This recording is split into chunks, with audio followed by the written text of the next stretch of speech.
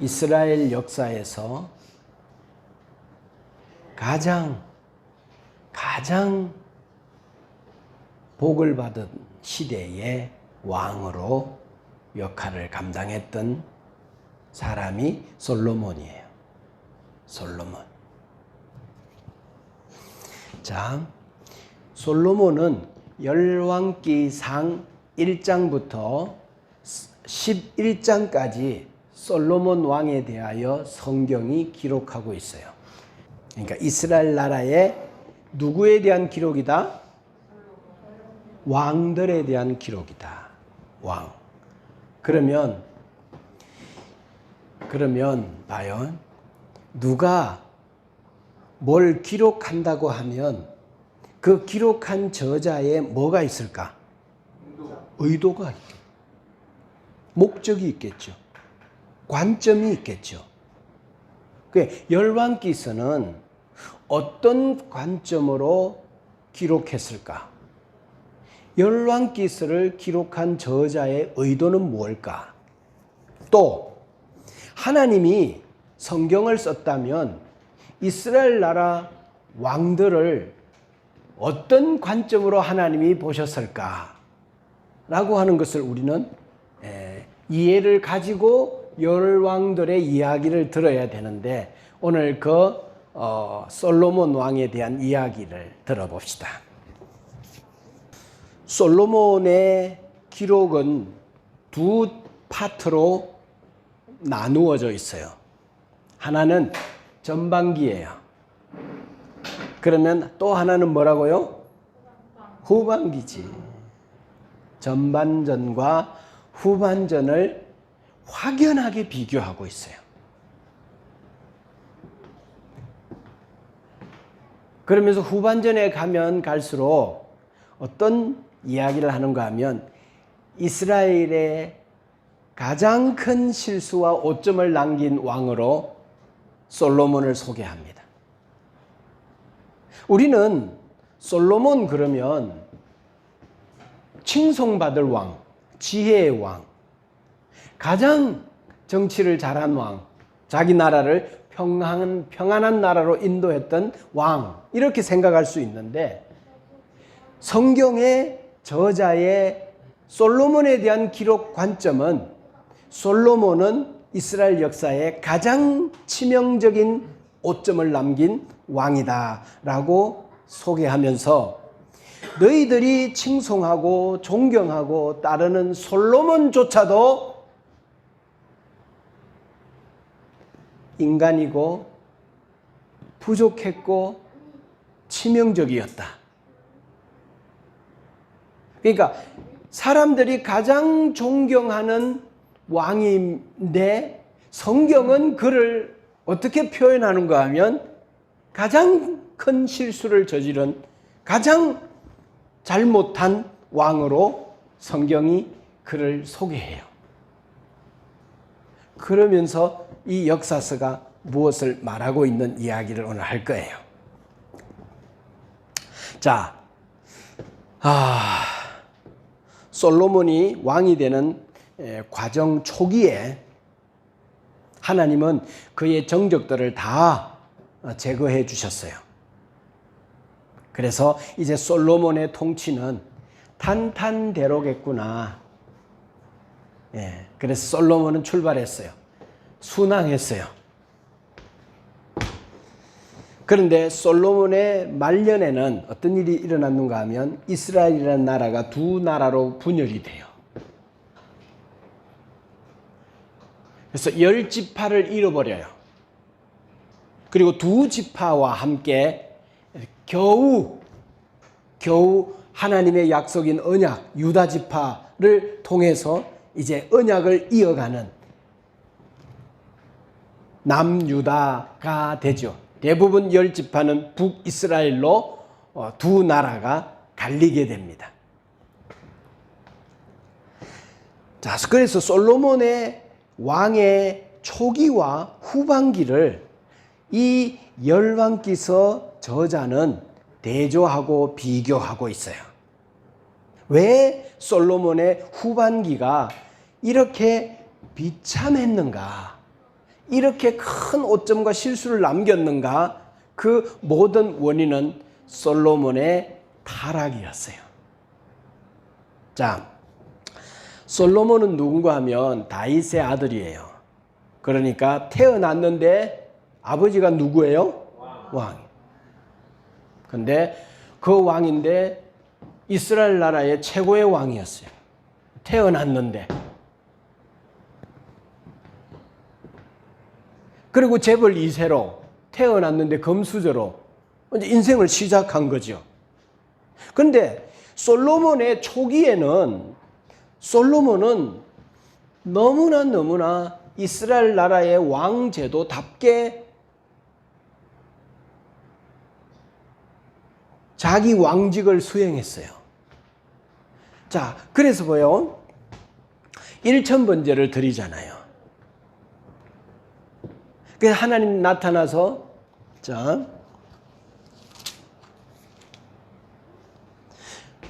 하나님이 나타나서 솔로몬에게 묻죠. 야, 첫날이면 몇 년이에요?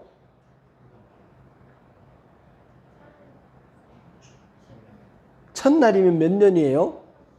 매일 하나님께 양을 잡고 짐승을 잡아서 하나님을 기쁘시게 하고 예배하고, 누군데? 왕인데 자기의 하나님을 섬겼어요.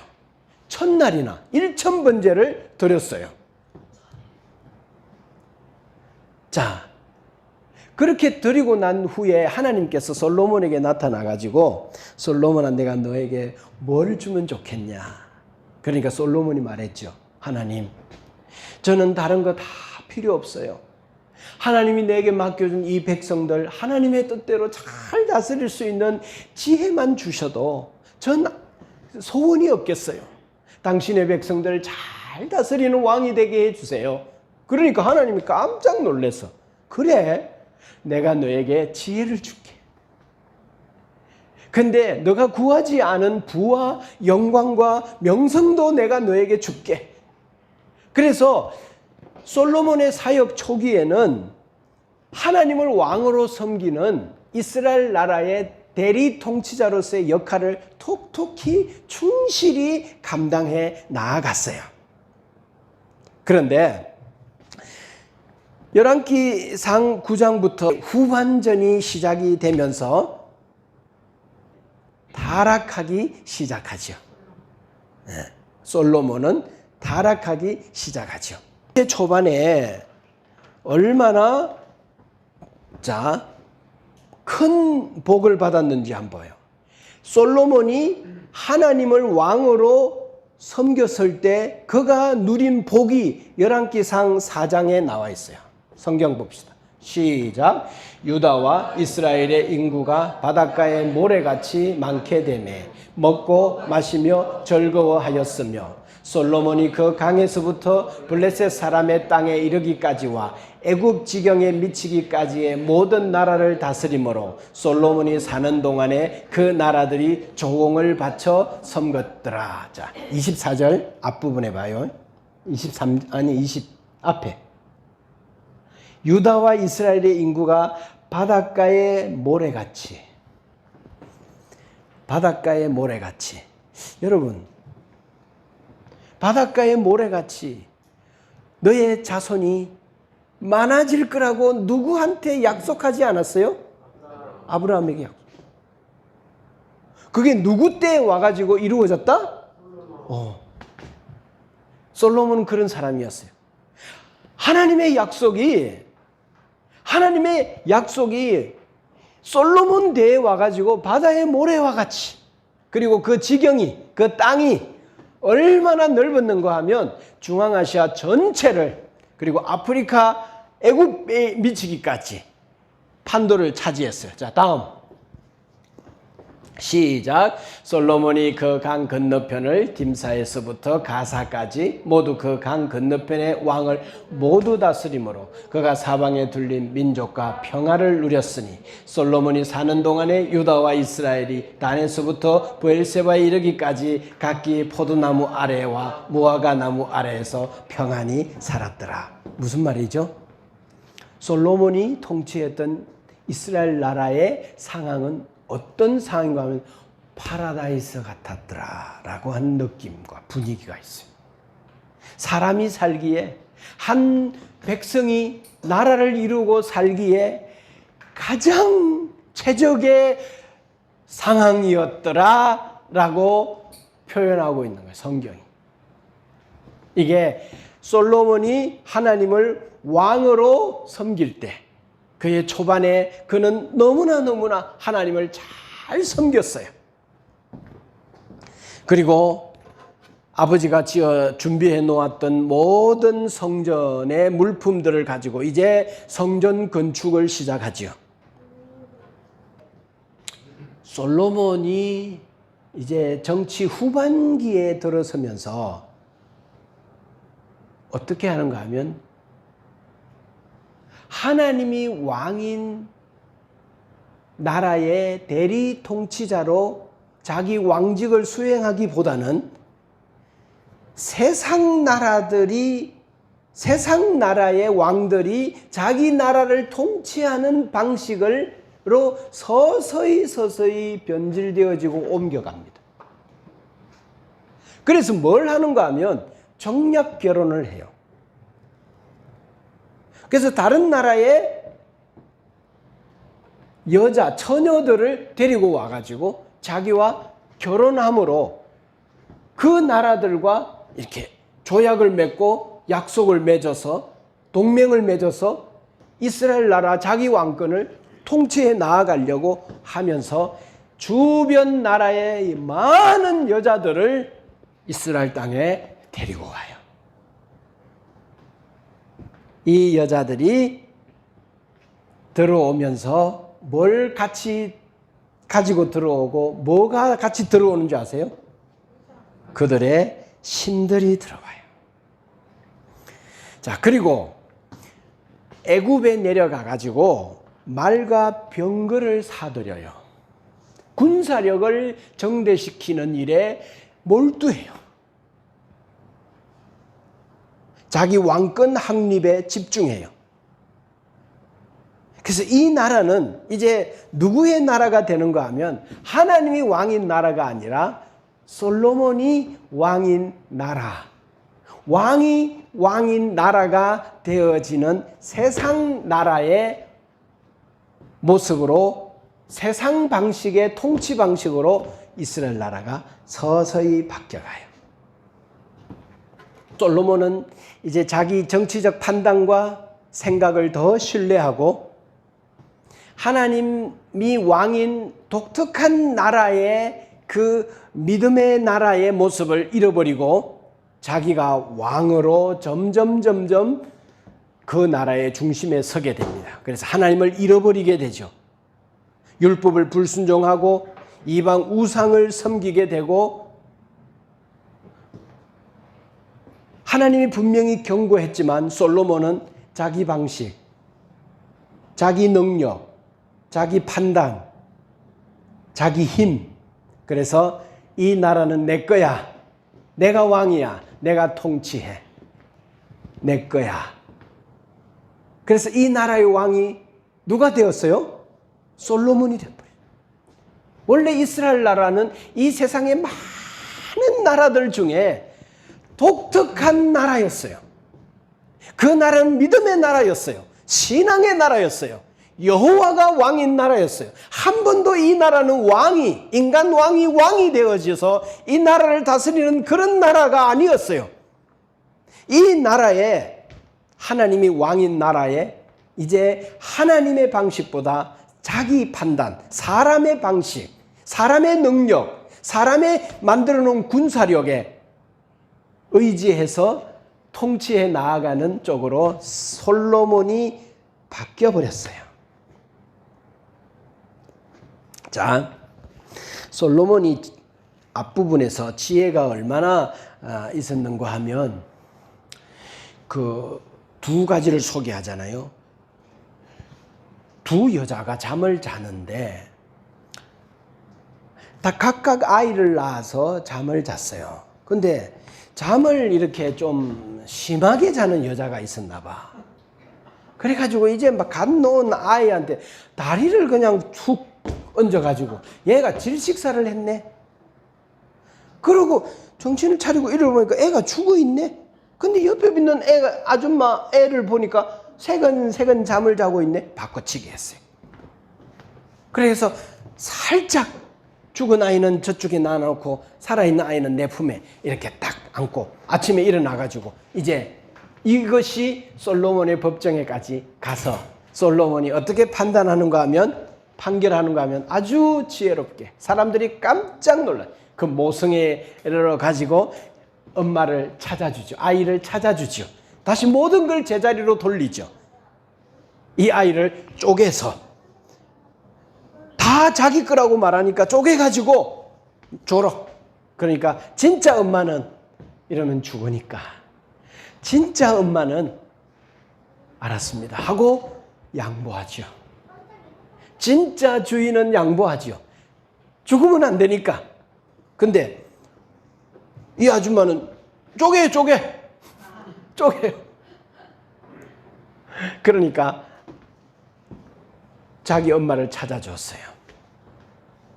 이 소문이 온 나라에 전파되어지는 거죠. 그래서 야, 우리의 왕이 지혜롭다. 그 백성들이 공의롭게 살아갈 것을 기대하는 거죠. 이런 나라, 이런 통치자 존경하고 그 통치자인 왕을 중심으로 온 나라가 마음이 하나가 되어지고 안정감이 생기고, 그래서 왕이 두 창기를 이렇게 정확하게 재판하여 정말 보잘것없는 어린아이 생명 하나도 소중히 여기고 잘 이렇게 통치하는 걸 보면서, 그러니까 왕이면서도 천한 백성 한 사람도 무시하지 아니하고 잘 재판하고, 그래서 야, 지혜가 참 대단하다. 왕 진짜 존경스럽다. 온 백성들이 솔로몬 왕을 존경하는 자리에 이르렀어요. 그러니까 온 나라가 칭찬이 자자했어요. 자, 그리고 저 멀리서 서바의 여왕이 방문을 해서 이 여왕이 솔로몬과 대화를 나누면서 어떤 질문에도 명쾌하게 대답하니까 이 여자가 내가 소문에 들었던 지혜보다 더 똑똑하다, 더 지혜롭다, 그러면서 존경하고 많은 선물을 주고 그렇게 서로 동맹을 맺는 이런 모습도 보지 않습니까?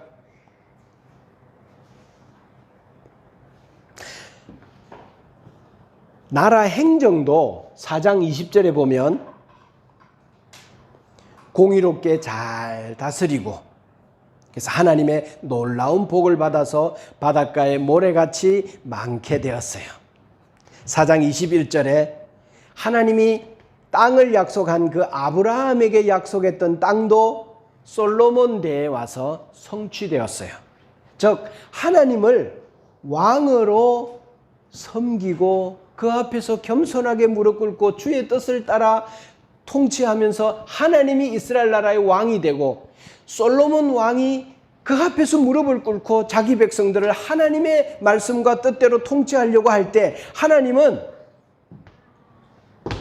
솔로몬이 통치하는 이 나라의 행정, 그리고 군사력, 국가의 여러 가지 모든 부분들을 하나님이 태평성대, 평안한 백성, 파라다이스 가장 이상 국가와 같은 모습으로 하나님이 복을 주었어요.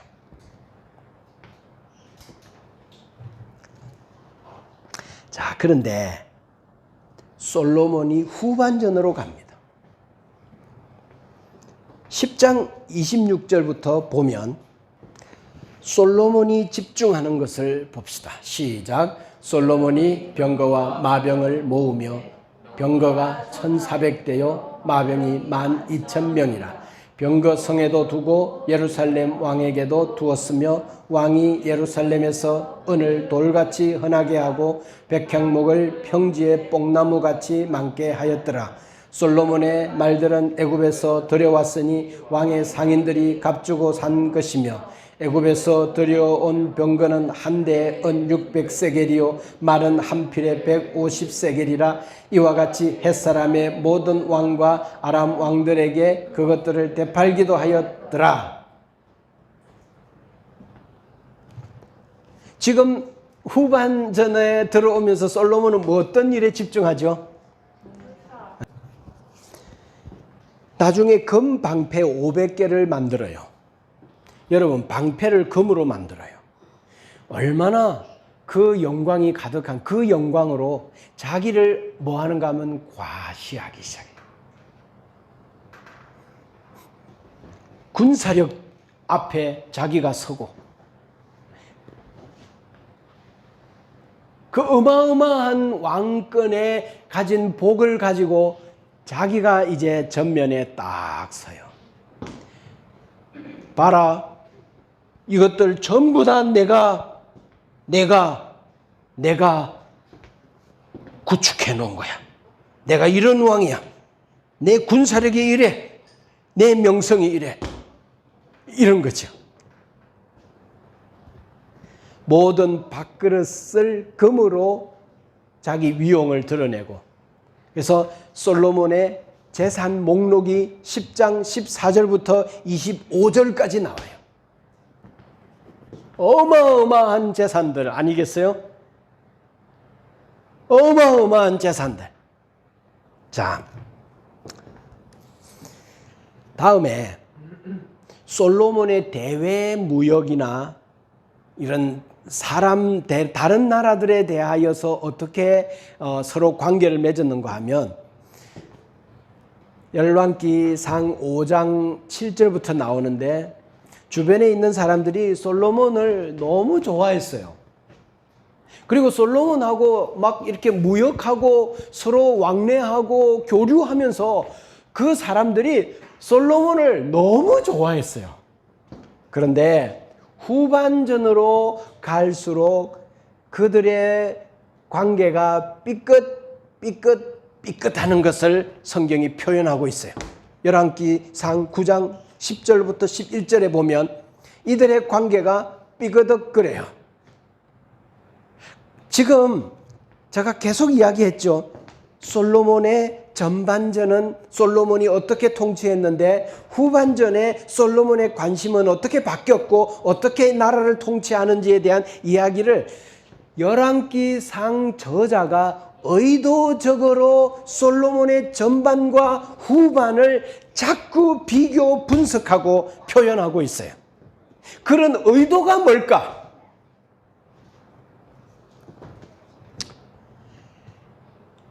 대규모 건축 공사를 할 때요, 전반전 열왕기상 5장부터 13절부터 18절에 보면 성전 건축을 하는 초기에 인부들에 대하여서 얼마나 관대했는지 몰라요. 한 달 일하고 2달을 집에서 쉬게 했어요. 그런데 후반전에 들어와서 수없이 많은 여자들의 그 집들을, 궁들을 지어주면서 자기 백성들을 그 노예로 부리듯이 그 인권을 짓밟아요. 국고성을 지을 때 사람들을 노예 부리듯이 노동을 시켜요. 솔로몬이 하나님을 왕으로 섬기고 자기가 왕임에도 불구하고 하나님에게 대해서는 자기가 종이 될 때에는 솔로몬은 하나님이 도와주시고 그의 마음이 평안했어요. 그런데 후반전으로 갈수록 자기가 자기 왕권을 가지고 자기가 그동안 마련했던 이 모든 것들을 통치하고 다스리고 유지해야 된다고 생각하면서 자기 사람의 방식으로 살아가는 순간부터 이제 서서히 솔로몬의 마음에 뭐가 들어오는 거? 불안과 두려움이 공격하기 시작하는 거예요. 그러면서 가지고 있었던 이 수많은 것들을 내가 유지해야 된다는 이 압박감이 그를 조여오는 거예요. 그러니까 이제는 스스로 이 환경에 휘둘리는 거지. 하나님을 왕으로 모시고 그분의 통치 아래 내가 무릎 꿇는 왕이 돼버리면 마음이 평안하겠지. 자기가 잘하는 것 같고 내 힘으로 이 모든 나라를 요만큼 꾸린 것 같고 내 이스라엘 역사에서 내가 최고의 왕이라는 영광과 찬사를 누리고 싶어지면서 하나님을 떠나고 세상 방식으로 왕권을 지키려니까 이방 나라들과 정략 결혼을 하고 이방 나라들과 손을 잡고 타협하고 어쩔 수 없는 거지. 어쩔 수 없다고 말하고 생각하는 거지. 어쩔 수 없는 게 아닌데 어쩔 수 없다고 생각하는 거지. 그러면서부터 뭐가 그 사람의 삶에 들어오는가 하면 죄가 들어오기 시작하는 거야. 아름다운 이방 여인들과 함께 이방 신이 이스라엘 땅에 들어오게 되어지는 거지. 그러면서 솔로몬은 조금씩 자기도 모르는 사이에 조금씩 하나님을 떠나는 조금씩 떠나는 거예요. 전반부에는 하나님의 뜻대로 통치하며 자기도 백성들도 앞으로 이 나라가 잘 될 거라고 생각했어요. 그런데 11장 1절부터 3절에 오면 뭘 건축하는가 하면 이방 신전들을 건축해요. 말년에 각종 나라와 통혼해서 정략 결혼을 하고 나라를 잘 지키기 위해서 세상 나라의 방식대로 많은 여자들을 자기 나라에 결혼하게 되었어요. 솔로몬이 부인들이 어마어마하게 몇천 명 되잖아요. 이방 여인들의 요구가 뭔가 하면 신당을 만들어 달라는 거야. 심지어 자기 마음도 하나님에게서 돌아서죠. 그리고 우상에게 절하는 솔로몬이 되어버린 거예요. 하나님이 진노했죠. 너의 나라를 나누겠다고. 그러니까 이스라엘 나라가 나누어진 결정적인 존재가 누군가 하면 솔로몬이에요. 결국 이스라엘이라는 나라가 망하게 되어지는데 결정적 역할을 한 사람이 누군가 하면 솔로몬이에요. 여러분 보세요. 이스라엘 역사에서 가장 찬란했고 하나님이 약속했던 그 모든 영토를 다 주었던 때, 그리고 자기 백성들이 하늘의 모래활같이 많아진 그 하나님의 언약에 응답했던 그 솔로몬 왕 때에 가장 결정적인 실수와 죄를 범하여 열왕기서의 성경 저자는 왜 솔로몬의 일생을 이렇게 의도적으로 전반기와 후반기를 대조하고 있을까? 전반기 순종할 때 받은 복, 후반기 여호와를 버리고 이방신을 섬기던 때 임한 저주를 대조하면서 성경 저자는 뭘 말하고 싶어 했을까? 솔로몬 존경스럽다? 성인이다? 본받을 만하다? 위대하다? 솔로몬 같은 찬란한 왕이 어디 있어? 존경스럽다? 이걸 지금 말하려고 하는 거예요? 한번 따라합시다. 인간은 안 된다. 본받을 게 없다. 여러분 봐요. 상황이 괜찮을 때는 좋은 사람 같아요. 근데 극단적인 이권과 생존과 상황에 딱 부딪히면 저 사람도 죄인이구나. 우리 이런 생각합니다. 아니 그 사람이 그렇게 했다고 안 믿어지는데 아니 인간이 이럴 수 있어? 여러분 인간이 그럴 수 있습니다. 그런 게 인간입니다. 성인이라고요? 롤 모델이라고요? 여러분 성경은요 누구를 롤 모델로 삼아라라고 말하는 책이 아니라는 것을 우리는 성경을 읽으면서 알아요. 근데 성경은 이야기해요. 이 세상에 인간은 죄인이라는 거예요. 본받을 수 있는 것이 없다는 거예요. 솔로몬조차도. 이게 성경이 우리에게 하고 싶어 하는 이야기예요. 인간은 안 된다는 거예요. 이게 열왕기서의 성경 저자의 의도고 열왕기서를 기록하게 하신 하나님의 의도라는 거예요. 성경을 읽는 독자에게 하나님이 말하고 싶어 하는 게 뭔가 하면 인간은 타락한 죄인이요 소망 없는 일에 모두 다 동일하다는 거예요.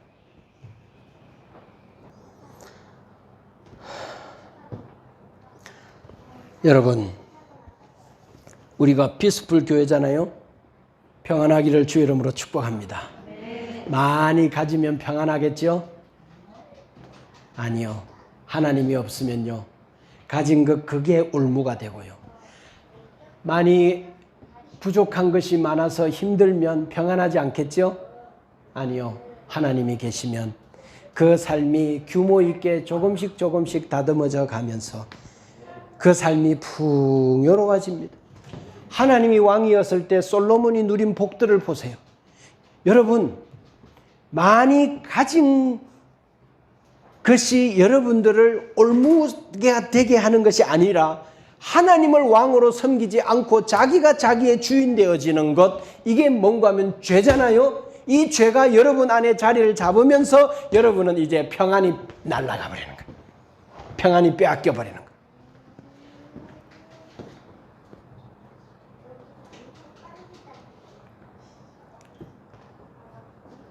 그래서 솔로몬 다음 대에 이제 어떻게 되는가 하면 나라가 두 개로 쫙 나눠요. 북이스라엘과 남유다로 나누어지죠.